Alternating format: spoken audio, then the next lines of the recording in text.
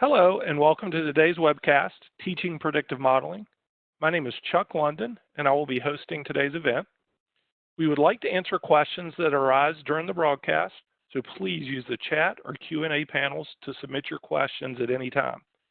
However, we will wait until the end of the presentation to address your questions.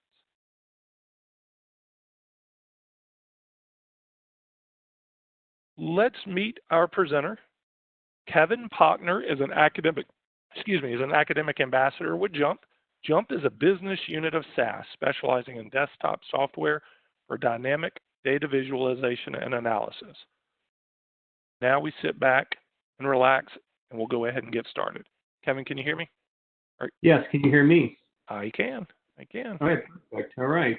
Well, first off, thanks everybody for attending the session. I know we're in quite a bit of challenging time for everybody, our coworkers, our friends, our family, and so there's quite a bit we're all juggling right now. So appreciate you guys taking the time to be in today's webinar. Before actually I jump in, what I want to show you guys first is we have a very large collection of resources that we make available to faculty at universities to try to help with at this point, to try to help you guys transition to an online learning environment.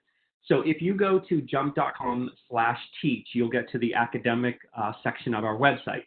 Now, I'm not going to go through each one of these right now, but if you go here and start poking around, what you're going to find is webinars, kind of like what we're doing today, but recorded webinars. You'll find little short how-to videos, case studies, course materials, e-learning courses. We have this really great course we just launched called Statistical Thinking for Industrial Problem Solving. So between poking around here and finding some things, or you can directly contact me, I can sort of point you to a whole bunch of resources that you guys could be using right now while you're trying to transition all your courses to online, so you have some materials for your students. And we're also offering to do guest lectures. So I've been a practicing statistician for 25 years now out in industry. So if you were interested in having me do a guest lecture for your class as is a way to support you in what you're having to go through right now, please get in touch with me. And again, I can work with you and point you to all the resources we have that can really help you during this time while you're trying to transition to sort of an online environment for your classes. So again, feel free to get in touch with me. I'll show you my email here in a second. Okay, so the email is shown over there on the left next to my picture. Okay, so today's session is about building predictive models, in particular how you would teach that in a classroom environment. So here's how I think of the sort of model building workflow or the model building process. And that's everything from acquiring data all the way to what we call productionalizing a model. Now, for today's webinar, I'm actually just going to be focusing on this middle step. So granted, JMP has a whole collection of tools to pull in data from databases, join merge tables, sort of doing queries. So those tools do exist in JMP, but I'm not going to be focusing on that today. I'm going to be focusing on, okay, we have a data set that we pulled in. Now we're going to start analyzing it. So this is the set I'm going to focus on. And so I'm going to hop back and forth between this little PowerPoint presentation and JMP. I'm going to be spending most of the time in JMP. So the first thing we're going to do is talk about sort of once you have a data set, how you validate it and clean and get it ready for analysis. Okay, so I'm going to pop over to JMP. Okay, so I have this data set here. I'm going to give you a high-level description of what it is, but I'm not going to talk about every single variable because we got quite a large collection of variables. But at a high level, this is a data set about the performance of students actually in a high school environment in South America. And the key outcome variables we have is this, we call it G1, G2, and G3. So it's basically their grades on a particular scoring system you have here. It's their grades in these three periods, like 1, 2, and 3. So you can think of that as year or semester. It's just, it's kind of three different time periods. And then we have a whole collection of variables that we're going to see if they're potentially explanatory at predicting those. So we have everything from school, gender, age, information about their families, like their parents' education, their parents' jobs, their studying practices, their social engagements, etc.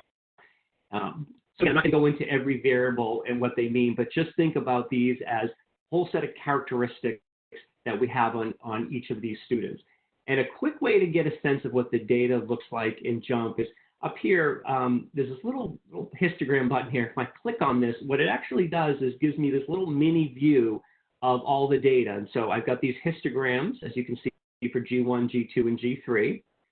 And then there's a whole bunch of variables that are categorical. So you can see that we have two schools, GP and MS, right? We got students as male and female. We've got age. This one here for address stands for if they live in a rural or urban area. Now, you probably noticed that as I'm clicking on these different things, it's actually highlighting it in the data table. And why that's very useful is it allows you, for example, let's say I only wanted to do this analysis on the school GP. I could take all the MS schools and I could go up here and say hide and exclude them.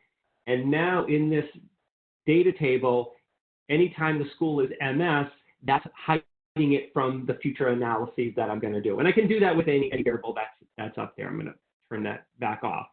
So this is a neat way that in JMP you could sort of start off with, let me get a sense of what these variables look like. I can quickly get a sense of the number of categories if it's a categorical variable.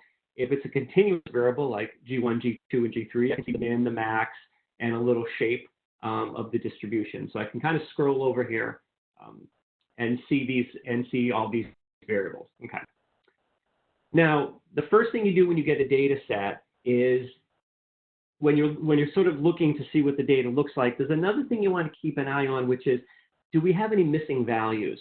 And if you sort of look, I'm just going to click on a couple cells. There's one there, there's one there, there's one there, there. You can see I'm clicking on a bunch of, if I scroll over, you can see we have missing data. And that's very common.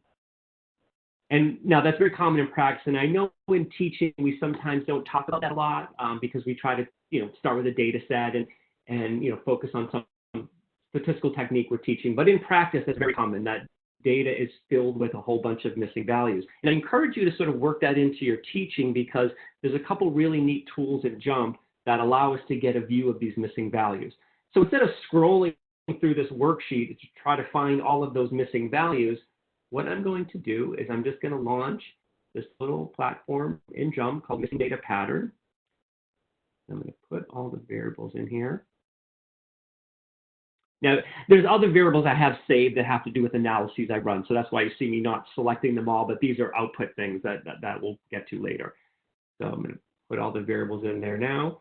And what JMP does is it launches this data table. I'm just going to make it a little bit bigger. Let's move this over a little bit so you can see. Okay. So what JMP is doing is says, okay, I'm going to search through all the data, and I'm going to identify where all the missing values are. And the way you read this table is this first row, and I'm going to click on it right there. So this first row says we have 402 rows out of the 649 in this data table. 402 rows have no missing values. Okay. The rest of the rows, the remainder of the rows, have something missing. Okay. Now you notice when I click on this, let me get back here, sorry. When I click on that, you'll see that those rows get highlighted. Okay, so that allows me, for example, I wanted to, I said, hey, you know what? I only want to deal with the complete data. I could then subset that data out and then exclude all those things that have some missing values if I wanted. I'm not going to do that because there's some statistical techniques that will just kind of kick that out automatically, and other techniques that will still handle that things are missing. But let me show you just another row just to illustrate. So let's go to row 9 here. So that's kind of the next biggest number there. So this is saying there are 40 rows in that data table with one missing value in position, and I'm going to scroll over so you can see it. Scroll over. With a missing value in this variable called romantic. Now this happens to be a recording that if the students are in a romantic relationship or not. So in this data table, we have 42 students where we don't know the answer to that question. And you can see every other combination that occurs. And sometimes the particular student might have, here's one right here, where that particular student has two missing values, and you can scroll across and see what those variables or columns are that are missing. So this is a quick way just to see what's missing. And again, it should be a part of any kind of analysis, and it's good practice if you can start teaching your students to sort of look for these and then kind of decide what to do about them. But I'm actually just going to go forward with the analysis with those missing values instead of subsetting the data. Okay, now I know I showed you this quick little view of the histograms at the top, but I'm going to make a different display where it shows those a little bigger along with some other information. So I'm going to launch this platform we have called Distribution. It's actually one of the most popular platforms because it's almost how you would start with any data set. And so I'm going to put in all the variables. Okay.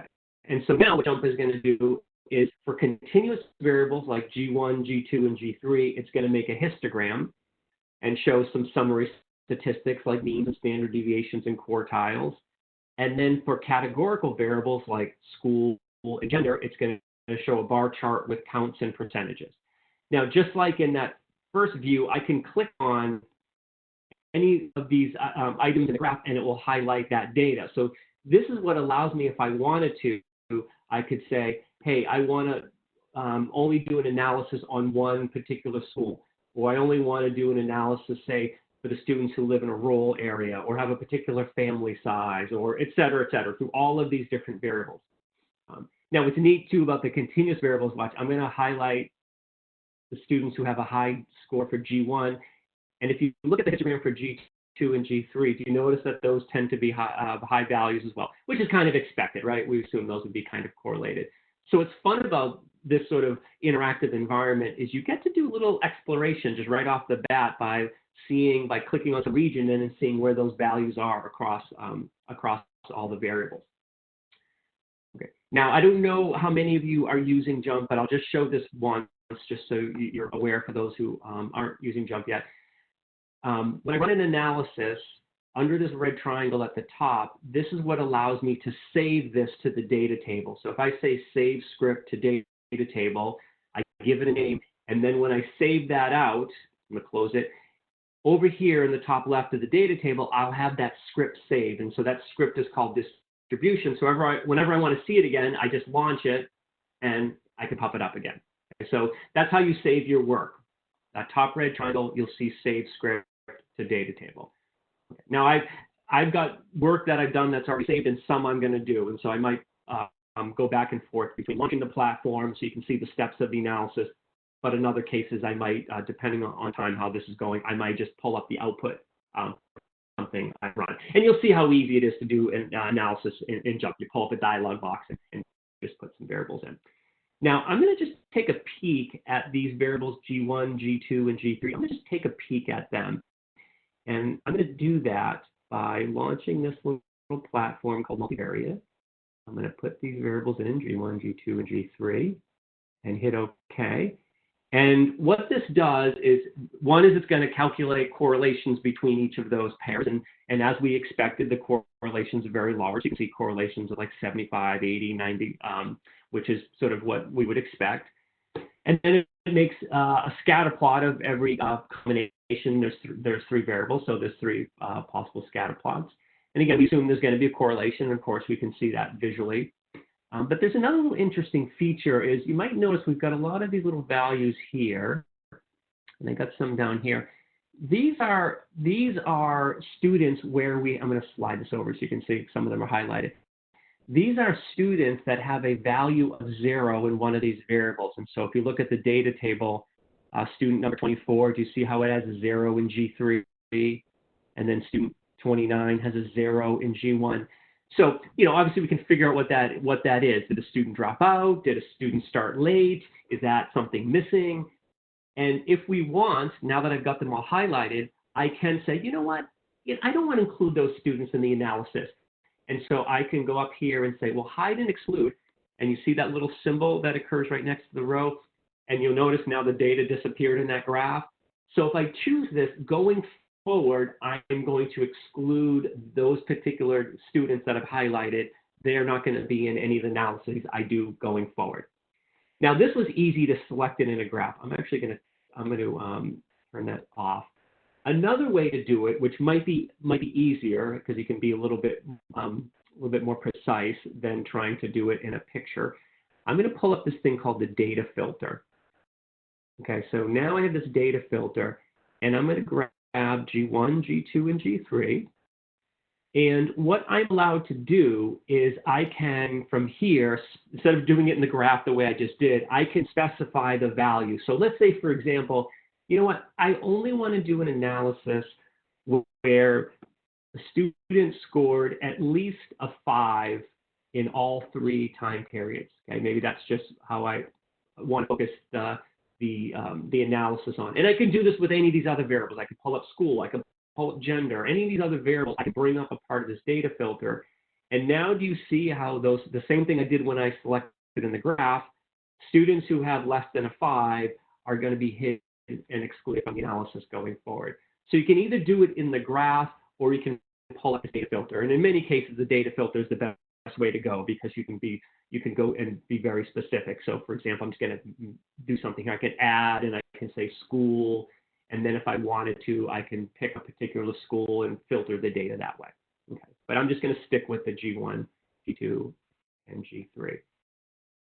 Now, I sort of always like visualizations, graphics when I'm teaching. So I'm just going to pull up a little 3D scatter plot of those 3 variables. I always like stuff like this because I feel like the students kind of enjoy this interactive nature. Here I'm looking at a 3D scatter plot of those variables G1, G2, and G3, and you can kind of see that correlation in those 3 dimensions. And sometimes this is a neat way to find unusual observations. Now I took away those values with 0. That's why we don't see them, because I hid and exclude them. So I always like to do this. I think students enjoy too, because they like to look and play around with data. All right, I'm going to close that. All right, so let's now go to the next step here. So what we're going to do now is, hey, let's do a little bit of data analysis. So I like to think of it as preliminary analysis because we're not quite building the model yet, but let's explore the data graphically. I know we're doing some of that now, but those first things we did were more just to see what the data was and for me to maybe decide what subset of the data I want to analyze. So now I'm going to get into a little bit more of the analysis here. Okay. So for those of you who haven't used JMP, to make a graph in JMP, and this is really neat because none of the other software does it like this. To make a graph in JMP, you launch this platform called Graph Builder. And basically, think of the Graph Builder as this blank canvas is on the screen waiting for you to build the graph. So I'm going to drag variables into different roles. So for example, I'm going to grab this variable G3, and I'm going to put it on the y-axis, and it's going to start and just do a dot plot of that data. Now you see we sort of have integer data, right? You score a 5, a 6, a 7, an 8, a 9, and so on. We don't have a 10.3 or 14.7. We don't have any of those. So that's why they're lined up in this row. And JMP is spreading it out so they're not sitting all on top of each other. So you might decide, well, maybe a box plot is a better way to go. You can just click on the box plot. Well, you might be like, you know what, I want to see a histogram. You click on the histogram. And you can slide these over. I can even rescale the axes if I want. And so as opposed to making the graph and then saying, oh, that's not what I want, and then you can make another graph, you're sort of doing that interactively like this. Now what I'm going to do is I'm going to do the box plot, and I'm also going to put the mean and a confidence interval on there. And so you can see the value of the mean and a 95% confidence interval. I can even click on to show me the value of the mean standard deviation for this this particular variable. Okay, I'm going to turn that off. Okay, now this is just a graph of G3. So now I want to see how G3 changes for other variables. So I'm going to grab school and I'm going to put this on the x-axis. Now there's 2 schools, GP and MS, so it's going to show me 2 dot plots. And again, I can change my mind. If I go, oh, you know what? I want to see the dots instead of the box plots, right? Then there it is. So now let me go back to the box plots. That's kind of what I like, and we turn the dots off. So what's great about this is as you're building your graphs, you can sort of change your mind. Say, hey, I want to see what this graph looks like or this graph looks like. Now, this is just one predictive variable against G3 school. Well, you notice I have many more sitting here. So what do? Well, JMP has this really neat way of doing this. okay? I'm going to pull up this thing called the column switcher. Oh, actually, the first thing I'm going to do is I'm going to swap out the outcome variable G3 with all of these. And then I'm going to do it for school. And I'm going to put in all of the variables. Okay. Now, over on the far left, you see these two column switchers. Well, what this allows me to do is I can go over here and swap out the variables I have on these different axes. So, for example, G3 is on the y-axis. I can say, well, how does it look for G1? Or how does it look for G2? How does it look for G3? I can just swap that out. Same thing with what's on the x-axis. In fact, I can even hit a play button, and I'm just going to hit the play button, and you'll see it's just going to swap through every one of those candidate explanatory variables I have and just change the graph for each time it goes through one of those variables. All right, so this is a really neat way to do it because I don't have to make a separate graph for each thing I think of. I can sort of do one and then start swapping it out. And there's another really neat thing. This is sort of these two things, this column switcher and data filter. These are two of my favorite tools. Now what I can do, and I'm going to pull up a couple of variables here. I'm going to say school, just to illustrate, school and G1. Okay. So I pulled up a categorical variable called school and a continuous variable called G1. So G3 is on the y-axis, and actually let me switch to something else on the x-axis because I'm going to go to school. So I'm going to go to address, the rural urban. Okay. So now what I can do is I can change this graph by filtering the data. So if I want to say, for example, how does the data of G3 versus the two addresses look for the GP school, and then I just click on it, and now the data has changed, so it's only showing me data for the GP school. Okay, I can actually do the same thing with this continuous variable G1. So I can say, for example, you know what, I'm going to drag this over. I only want to see the data for students who scored at least a 10 on G1, and they're at the MS school. And so now all of the data has been filtered. So the only data being shown on this graph is data that corresponds to those two conditions. Now, the reason I love these two tools in JMP, this column switcher and data filter, is because it allows you to sort of look at any possible combination you would ever want to look at for these graphs without having to make a separate graph. You know, most other statistical software, you have to say, okay, let me filter the data. Now I gotta make another graph. Okay, let me filter the data this way, and then I make another graph. And you end up times like in dozens and dozens and dozens. And in a case like this, maybe hundreds of graphs because of all these different combinations. But if you pull up this column switcher and data filter, I can swap out whatever variable I want on either axis and then filter the data any way I want. Okay? Now, the other reason why I like this for teaching, it's a great way to analyze and explore data, but the reason why I like it for teaching is because I always feel students learned, and I know this is how I learned it, is you change something and then you watch what does or doesn't change in some kind of output. I always felt like when I was learning and also then when I was teaching, that's sort of what kind of creates the spark but because you see how something does or doesn't change. Because you can illustrate all sorts of concepts, and this interactive nature of JMP allows you to easily do that because I can point out to students, say, so for example, hey, notice how it's changing between the two schools, et cetera, or whatever other filter that I brought up. Okay. So I'm doing this just to get again, a feel for what's going on. I might see here, for example, I can see a difference here with this category. This happens to be the parents' job type, and you can see this category teacher links up much higher than the other four. So I can do a lot of exploration here. However, I have a lot of variables, and so really what I want to do is build the predictive model including all of these variables, not sort of doing this one at a time approach, but this is an excellent way to do one at a time. And again, I can't emphasize how cool this is that you can do it all from one graph as opposed to having to make multiple graphs and then try to look across them. You can sort of do it all in one view. So I'm going to close this up, get back to, okay, what we're going to do next is let's start building the model. Now, just a couple concepts before we start building some models is, emphasize emphasizing to the students this idea that you want to build a bunch of different models. Some models have different variables in it. You might put an interaction in a model or only main effects.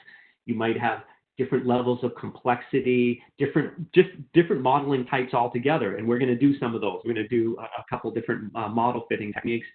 And each of these techniques have different pros and cons. And you'll see this, and some of you know from teaching, things like linear regression have a nice interpretation, but there's a lot of assumptions that you have to have about the model. And maybe a more sophisticated technique like neural networks are really good and might perform well at fitting, but they're harder to describe and interpret.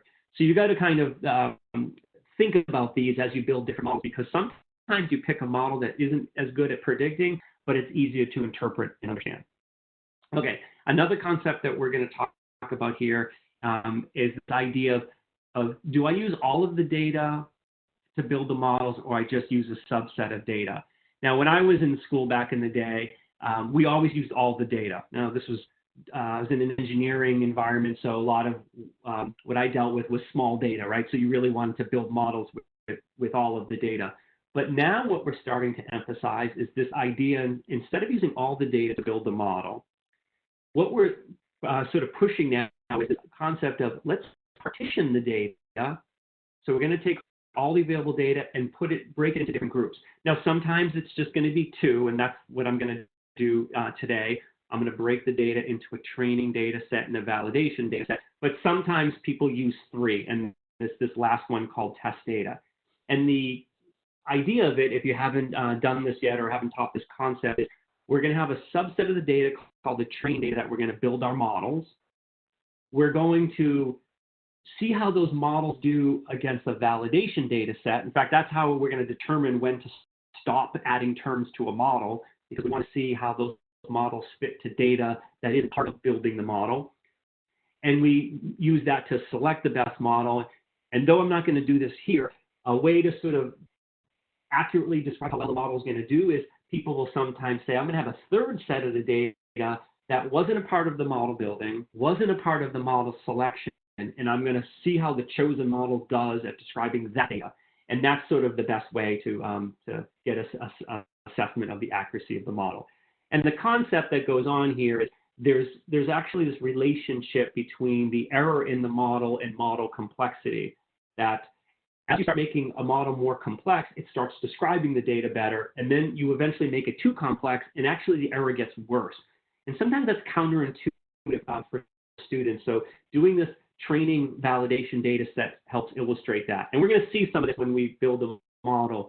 And here's kind of a diagram of it. That blue line is the training data that we're building the model on. And what happens is every time you make a model more complex, for example, add more terms, well, the prediction error gets lower and lower and lower and lower. Or in other words, the R squared gets higher and higher and higher and higher. And eventually you can fit the data perfectly. But if you look at that fitted model against the holdout sample, whether it's a validation or a test, you'll actually see that there's a point where the error starts getting worse. And that's kind of what we're going to use to pick a model. And I'll show you in a moment what that validation data set is going to be. All right. So, and these are sort of some of the criteria we're going to use: this R squared and prediction error. We might use p-values and that significance testing. Okay, so we're going to build a set of models. The first one we're going to do is linear regression. Many of you know what that is, right? It's like we're fitting a shape, like a plane, to a bunch of data with a bunch of variables. But we have to sort of assume a particular shape. There's all these assumptions on the variation around the model, but it's nice that it has a nice visualization. And if we have a particular student, that's a particular value for the variables that are in the model, and we put it in the equation and we get a prediction. Really, really straightforward for a lot of students. So that's one model. Another model we're going to build is this technique called partition. This has gotten tremendously popular in the past decade.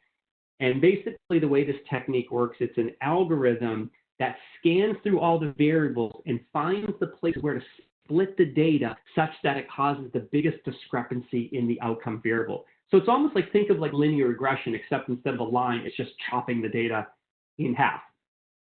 And then if you take a particular student with a bunch of characteristics, you move through this little tree diagram, and you get down to the bottom, and there's going to be a bunch of students that land in this category, And in our case, the average of the students in that category will be our prediction of that particular student we're trying to predict.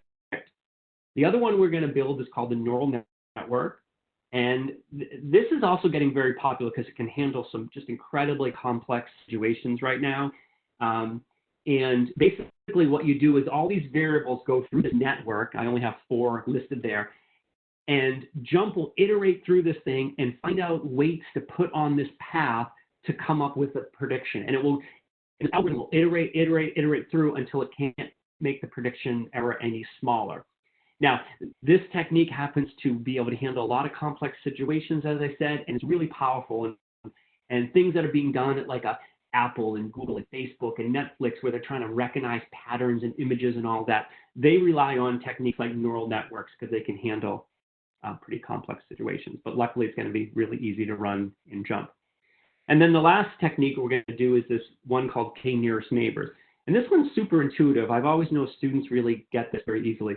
If you wanted to predict a student's outcome, well, what you can do is, why don't you just look at a group of students that are right around that student? In other words, they're similar to that student as possible across all those variables, and just say, okay, well, if I want to predict that student, I'll just use a group of students. In this case, there's 6. And however those 6 perform, that's going to be my best guess of how that one student does. It's a really simple concept. But again, luckily, JMP has these algorithms that are going to make it really easy for us to do. All right, well, let me switch back over to JMP. All right, okay. So the first thing what I'm going to do is linear regression. So I'm going to launch JMP's fit model platform. Okay, and I'm going to do all of this. Actually, oh, hold on, I had to set to something different and put in all the variables. I'm going to focus this on all the prediction of this grade at period 3. So I'm going to predict G3, and I'm only going to use all of these. I'm going to put my validation data there, and I'm going to launch this algorithm called stepwise, and I'm going to hit run. Now it hasn't run yet, so this is just all of the variables waiting to see if they make it in the model or not.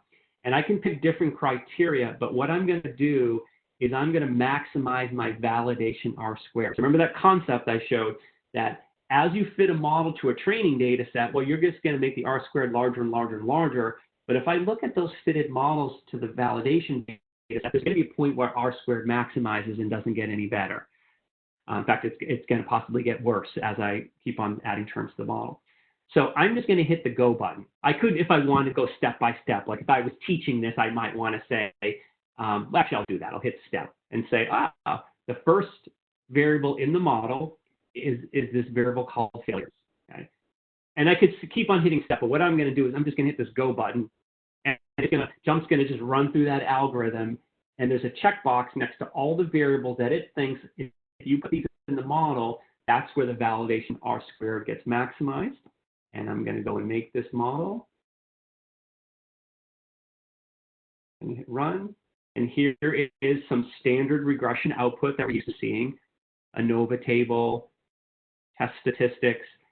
In fact, I can actually, right from this point, I can even still reduce the model. So for example, if I wanted to take out this variable activities, I could say, you know what, I changed my mind. I kind of want to use p-values that are, say, lower than something like 0.10, and this one's 0.17, 0.18. I can choose to hit remove, and I can take that out. So I can even do, I can also add. So I can even do some model reduction or building right from this output if I want. And I'm going to show you the options you can do once you run this. Now, you'll see this everywhere. I've been clicking on these things, but I haven't said this yet. Whenever you run an analysis in JMP, you'll see these little red triangles next to the output. And when you click on that, that's where you're going to see the options you might want to see next. So for example, I can choose particular reports to see. If I want to see the equation for this, this model I fit, I could show that equation. But what I'm going to pick, here's where I can, for example, save the fitted values and save the residuals, do residual plots. I can do that all right from here. But what I'm going to focus on is I'm just going to pull up this profiler instead. And let me move this up on the screen so you can kind of see it. And I'm going to make it bigger.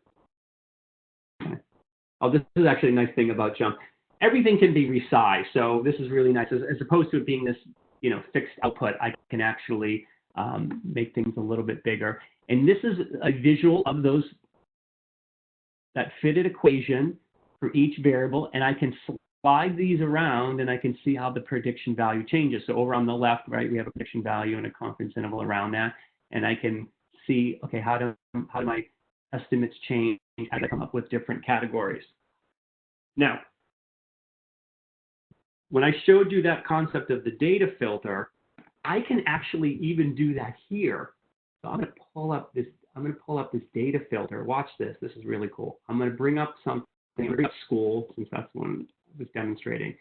So now watch this. I've ran a regression with these variables in it. There's 6 variables in it. I can actually see how all of this output changes for the different schools. So I can say, how does this look for GP?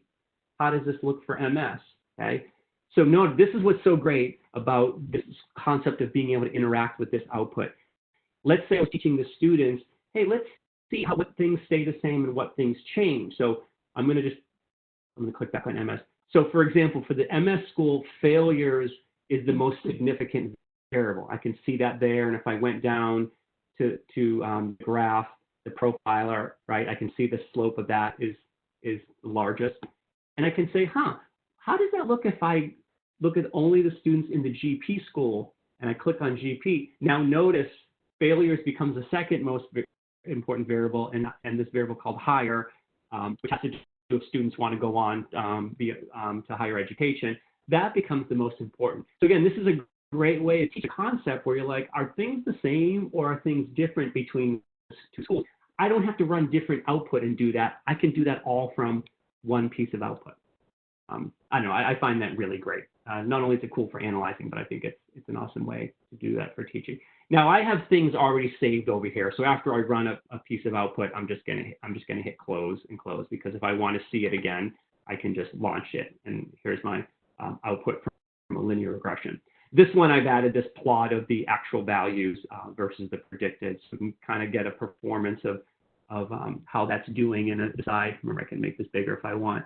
There's a lot of error around there. Maybe this shape isn't great, but we kind of have an issue that sort of this data is going to get flattened out because it's not tails going out in either direction. So there's kind of a limit to each of these. But we can kind of use this as a way to see how nice the model is doing. Oh, and this is neat too. Is all this output you can sort of expand and collapse things, which I think is really cool for a classroom, because you might be focusing on just certain pieces of output instead of having students see it all.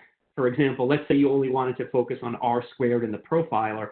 I could close all that up, keep it clean for the students, and I can say, aha, here's my profiler graph, and let's get a view of these R squared values for the training and validation data set, because maybe I want to hide all that other output. Okay, so that's kind of a nice way, I think, to allow you to focus on specific things as opposed to showing everything. So let's expand and collapse the output. Okay. Now, just to point out, you can see the R squared for the validation data set is about 29%. Once we do all these models, I'm going to compare them all at the end. So I'm going to close that up. Now I'm going to do the partition technique. Okay. All right, and remember how this works. What JMP is going to do is it's going to search through every one of these variables, school, gender, age, address, etc., and it's going to scan across and find out where can I split the data such that it causes the biggest difference in the outcome variable G3. Okay. So here's this platform. Now here's all the data. Now it's randomly spread out in the X direction, just so you're not seeing it all on top of each other. But in the Y direction, that's the G3, and the line there is the mean. Okay. So I've got 311 values there. The mean of those 311 values is 12.1. The standard deviation is 2.7. Now, what I want to do is find where to split. So I'm going to hit this button, split. Okay. The first variable it wants to split on is this variable called failures. So there are 263 students who have less than 1 failure, and the average is 12.59. And there are 48 students who have 1 or more failures, and their average is 9.7. Okay, so that's the place to split the data that causes the biggest shift in the mean for G3 relative to variation. It's almost like finding where should I cut the data such that I would get the most significant value in a t-test. That's kind of almost what it's doing, a little A/B t-test. Now, I can keep on splitting if I want to grow this tree.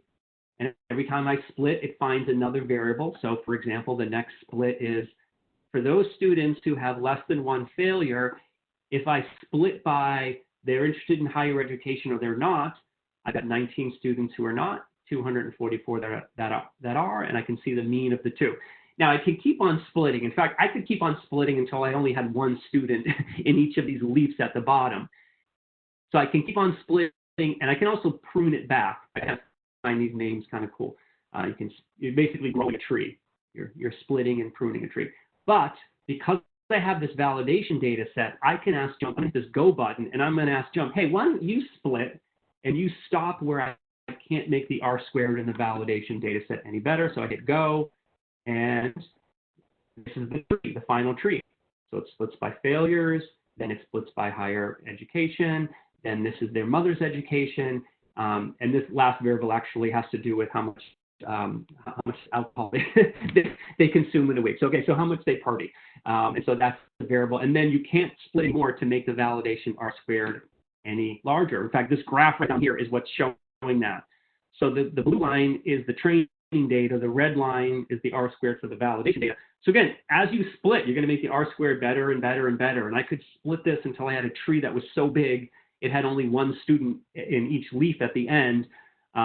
But you notice that after these number of splits, the R squared for the validation levels off right there. And so that's what JMP is saying. Okay, that's where you should stop growing your tree. Okay. Now I'm going to wait to the end to compare all the R squared. So I'm going to close this guy up. Okay. Now I'm going to go to the neural network. All right. Neural net.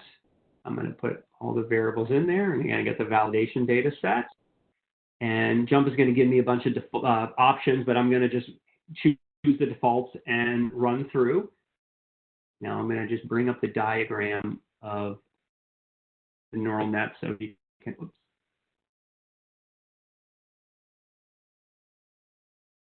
So here's that diagram that looks sort of just like what I was showing you in the PowerPoint slides.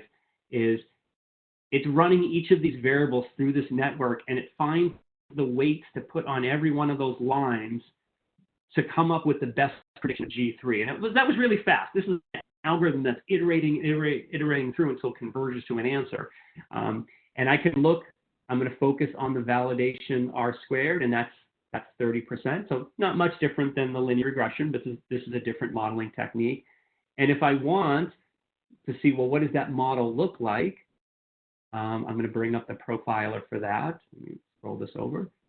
Now, this technique doesn't select the variables like linear regression. It puts them all in. It's just I can see if they're important or not. And so I can move over these, just like in linear regression, I can move over different values and see how my prediction changes. And we can see, for example, failures, this one right here, that one seems to be changing the outcome, the predicted outcome the most, which we kind of saw that as an important variable in both the regression and the partition. So we're getting some similar answers. It's not going to be exactly the same, but we're going to get some similar answers. Okay? And again, if I wanted to, I can plot residuals and save residuals and predicted values and all of that, but I already have that saved, so I'm not going to do that. Okay, and now the last model fitting technique is that k-nearest neighbors. K-nearest neighbors, recall. So what JMP is going to do, and it does this fast, which I find amazing. The first thing it's going to do is say, okay, I'm going to look at one nearest neighbor. So for every student, let me look at the student most like that student and use that value as a prediction and see what that error in R squared looks like. Then I'm going to go through every student and look at the two nearest students. Use that average value of the two students as a prediction, see how that error does. 3, 4, 5, 6, and so on. And JMP will stop when it can't make that R squared any better, and it's going to find how many neighbors that I should use. I'm going to hit OK. And it's pretty amazing how fast that runs. All right. So this graph here is that similar concept. So it's a plot of the error, right? The root average square error. So the smaller, the better. And so this dark line is the validation data. And so it's trying 1 neighbor, 2 neighbor, 3 neighbor, 4 neighbor, 5 neighbor, 6 neighbor. And when it gets to 7 neighbors, that's where it's saying that I can't make the R squared any smaller at 7 neighbors. I can go and look at the R squared. It maximizes it here around 27%. And so it's like, aha, that's, if you're going to use the nearest neighbor technique, use 7 nearest neighbors. So if you got to make a prediction of a student, look at the 7 nearest students, and whatever their average value is in G3, that's my prediction, okay? Now, what I love about this too is when I used to teach these kinds of things, and they're thought to be very advanced, but they're also, a lot of them are super intuitive. You ask students, how would you make a prediction in class? How would you make a prediction of something? The kind of common sense is say, well, I would use values right around that, right? I would, in this case, I would use students most similar to that particular student I'm trying to predict. So I feel like students in a classroom really can kind of understand these techniques, even though the algorithm might be sophisticated. The concept of it is really simple.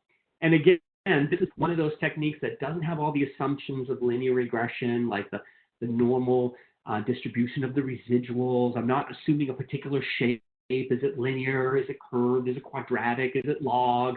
I don't have to worry about any of that, interactions and all of that. Okay, so I'm going to close this guy up. Okay, now what I did is I saved already, so I didn't have to do it, but I saved all the predicted values and residuals.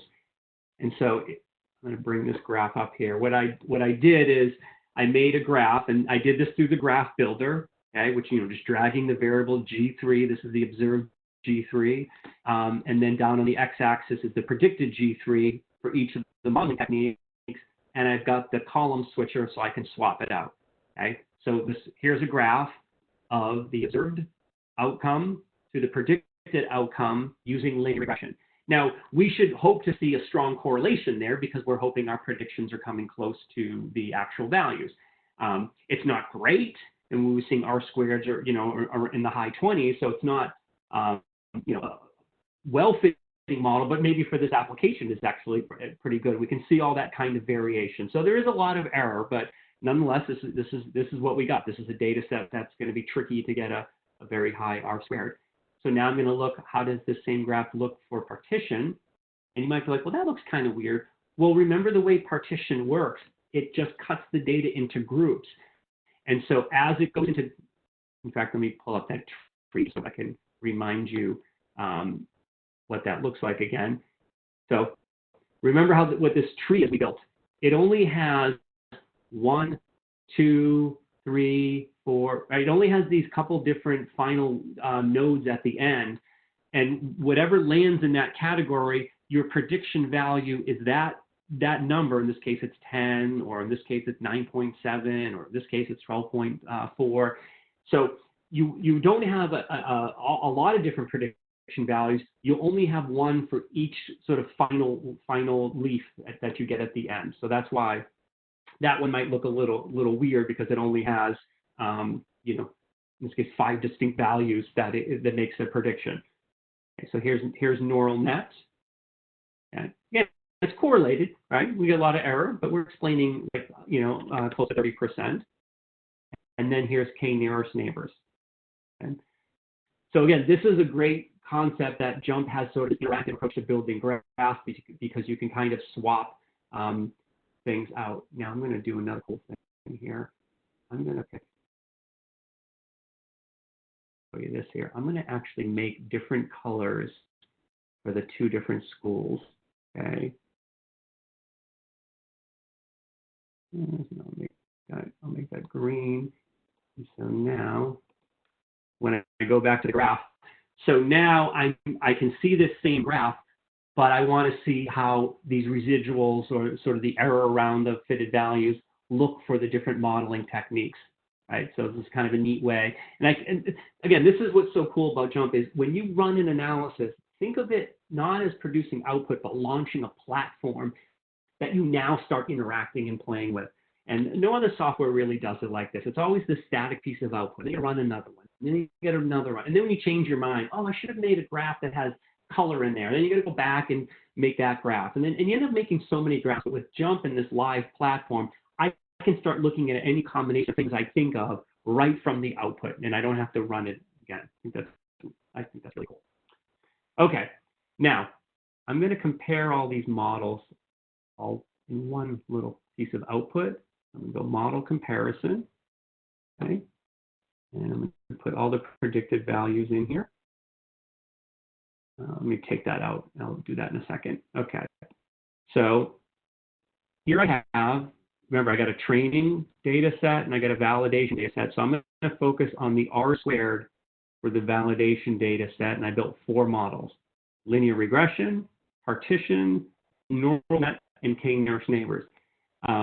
Linear regression and neural net are the highest, but they're not that much higher than the k-nearest neighbors in partition. So you can see we're getting, R squared in the upper 20%, close to 30% using all these techniques.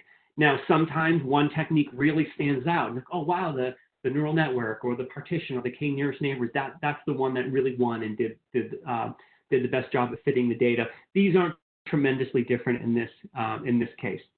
Now, this is something I get students to guess, and they all seem to get this. I've never had a group of students who couldn't get this. I'll show them some output like this, and I'll say, well, we have 4 different modeling techniques. What would be a way, instead of using only one of them, we could use all 4? And there's always a student right away that says, why don't you just average them all? And so what you can do right from here is I can say, you know what? Maybe this is a better way to predict something. Why don't I use the average value across all 4 modeling techniques? So I can click on this model averaging. That gets added to my data table. And now I'm going to bring up this model comparison again. And what I'm going to do is I'm actually going, I have it saved here. So I'm going to add that and hit OK. And I'm going to focus on the validation data set. So now you can say I have 5 models sort of technically, right? I got linear regression, I got partition, I got neural network, and I got k-nearest neighbors. And then I have this final model, which sort of the sophisticated way we say it is, it's an ensemble method. I'm combining the answer across all 4 models to produce this final model. And notice this one actually, R squared jumped up to 36%. So by averaging the answer across all 4 models, I actually have a better prediction than any individual model. So this is a really neat concept. And now if I wanted to, for example, I could look at the profilers. So I could sort of see what they look like. I could, I have already plots of the actual versus predicted. I can do residual plots all from here. Now, I'm going to close this up. So we're in this point of we built models. Now we sort of did this comparison to come up with which model would we select and implement. Now, just to illustrate something here, let me do. I'm just going to pick one of the models here just to illustrate the concept. So I'm going to pick the neural net for a moment here. And what I'm going to do is I'm going to do this thing called, I'm going to publish this model into this tool we have called the Formula Depot. Now, in practice, and I know we don't often teach this necessarily when we're teaching a statistics class, but in practice, if this model was then going to be used, let's say we have to write some code to put this model in some kind of other computing environment, because now data is going to come in and we need to make those predictions independent of using JMP, I can actually ask JMP to write code for me. And so I'm going to say, generate some Python code. And just like that, JMP wrote Python code for the neural network that I can then put in some kind of computing environment because it's written in a general language called, a general Python language. I can choose others, right? Here's C, Java, I can do SAS, I can do SQL. So, and then so now here's some SQL code. So this isn't what you use to analyze and build the model. Now that I have a model, this is how I would sort of productionalize the model. now put this in an environment outside of JMP. So as data came in other words, as students with information came in, it could run through this. It could run through this code and then produce the predictions. I'm going to close that up.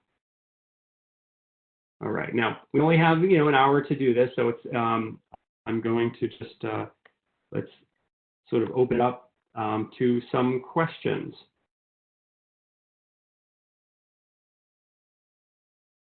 Okay, Chuck, have you been monitoring the questions? Any questions come in? Hey, Kevin, I have. First of all, thanks a lot. That was a great presentation. And we did have a couple of questions that we'll try to get to. As I'm asking Kevin other questions, feel free to ask your questions in the chat or Q&A window. If we can't get to them within the next 5 minutes, we'll be sure to follow up. With that in mind, Kevin, the first question I had was, is there any kind of a size limit for data that JMP analyzes? It's not about JMP, but because JMP runs locally on your machine, it's really the size limit is determined by the memory in your machine. However, that's easily going to be millions of data. So you're not going to run into an issue with any kind of standard data. Now, if you get up to 500 million, a billion data points, well, that's probably going to not be able to run through your machine. So it's not really a JMP limitation. It's just about the memory that that you have available on your machine to run an operation. Awesome. Thanks, Kevin. One other, or a couple more, but another question here is how were the categorical variables used in linear regression? So in that case, I'm going to think of it as, well, let me actually pop it up here. Get the linear regression up here. And just get down to, let me just close all of this. So remember, linear regression and ANOVA, and in fact a t-test, they're all the same thing. It's the general linear model. So this particular linear regression we've got 6 variables. We have age, the education of their mother, the number of failures, and then this is sort of a level of how much alcohol they drink. And then we have 2 categorical variables. Do they do activities or not? And are they interested in higher education or not? So think of that as like in a t-test or a one-way ANOVA, it's just jumping the prediction from what is it at no and what is it at yes, or what is, for either activities or higher. So it's almost, if you were to look at it visually, it would be like there's a slope for a continuous variable, and the categorical variable just jumps up the intercept up or down depending upon it. So now, if there's more than 2, again, it could be combinations, right? It could be if you have 3 or 4 categories. So it's just like, remember, ANOVA is the same as regression. A t-test, all those things are what's called the general linear model. So it can handle categorical and continuous variables. Awesome. Thanks, Kevin. So there's a couple more, and one that is coming up repeatedly, I will answer very quickly. Several people have asked, A, complimented you, Kevin, on a great presentation, but B, asked if this was going to be saved anywhere. And I've tried to type back, but yes, the answer is yes. This is being recorded and will be uploaded soon and Kevin is showing you our Teach website. It's www.jmp.com/teach. And from there, you see the academic webinar library that Kevin is hovering over. Yeah, so here's a collection of saved webinars that we have here. And so you can look at particular topics you're interested in. Oh, so the person who asked about how does regression handle categorical variables, this might be a good webinar to watch right here. So, doing ANOVA regression. And so that might be a good one to watch. Okay, quickly, Kevin, just a couple more. There's a lot of questions today. So how do you add 2 columns together? And the same question or same person says, I have nominal ordinal variables that are not adding properly. Okay, all right. So I'll start with creating a new column. So let's say, I'm going to just open up a column here. Let's say that the response variable, actually, you know what, let me go over here so we can kind of see it easier. Let's say I want to create a new variable, and I want it to be not G3, G2, or G1, but maybe the difference. I want to see how much improvement happens between the first grade period to the third grade period. So in other words, I just want to subtract G1 from G3. So I'm going to create a new column, okay? And I should have called that. Let me call that G3 minus G1, okay? And I'm going to open up this little platform called Formula. And basically, this tool pops up that allows me to write a formula to do any kind of calculation. Now over here we have a whole bunch of options, so you can even put comparisons, conditional if-then statements. But this one's going to be pretty simple. You got probability distribution, statistical functions, and all that. But this one's going to be pretty simple. I'm just going to go G3 minus G1, and I hit OK. And now I've got this column right here, which is now a measure of the delta. So the way you do it is every column you create, you can create a formula for it, which is therefore some kind of operation on a set of other columns. So it's similar to what you would do in an Excel, where you're writing a formula, but you're launching this this tool in JMP to do it. And I kind of like it better because when you launch this, you know, with Excel, you're always like, I can't remember, what is it? How do you do an if-then statement?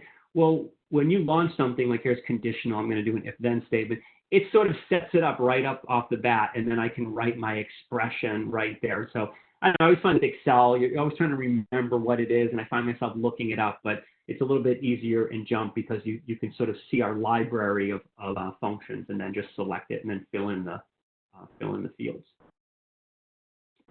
Okay, and the other one was about the data type. Every variable is going to have a data type, whether it's a character, it's continuous, maybe it's ordinal or nominal. Now, sometimes when you read the data in, it might not recognize it the way you want, but it's not hard to change it. So, for example, let me find one. I might do, let's see, what do we got here? One makes sense.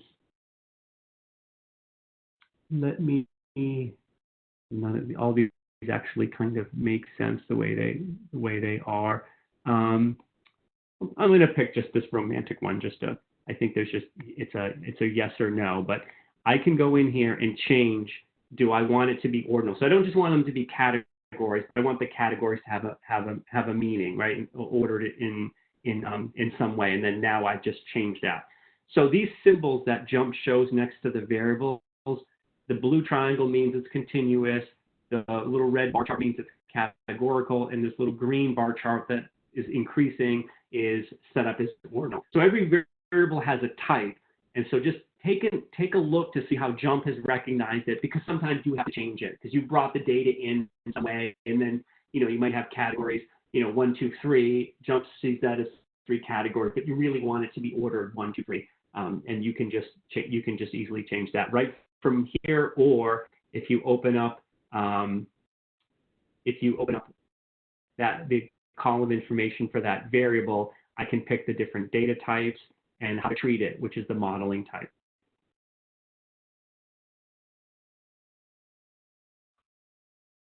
Awesome. Thanks so much, Kevin. We are a little bit over time, so if for some reason we are not able to get to your question, or if a question comes up afterwards, we are happy to answer any questions. Kevin, did you want to show your email address again? Also, we've got an academic@jmp.com email address. So if you wanted to send any questions to academic@jmp.com, they would certainly be answered there. I did want to highlight, oh, perfect. Thank you, Kevin. I did want to highlight, Kevin mentioned this earlier, and hopefully you got it via email, but this is the first of a weekly series that we are hosting with many people working from home and in their home offices. We will be doing this series on different topics every Tuesday at 2 p.m. Eastern for the next, I believe, 6 or 7 Tuesdays. Again, like I said, with many different topics. And if you did want to share this topic with somebody else, as I mentioned, you can. It will be saved and uploaded to the jmp.com/webinar page. Thanks again, everybody, for joining, and thank you, Kevin, for a wonderful job. Okay, thank you, Chuck. Thanks again, everybody. And just to emphasize, again, get in touch with me if you want to find out how we can help you with teaching right now, because I know it's really challenging trying to get all this stuff online. So we have a lot of resources, interactive teaching tools, videos that are recorded, e-learning courses, and I'd be willing to help with a guest lecturer or two. So I know you guys are quite a bit overwhelmed with all that you have to do right now. Awesome. Thanks, Kevin. We appreciate it. Perfect. Thanks, everybody. Please be safe.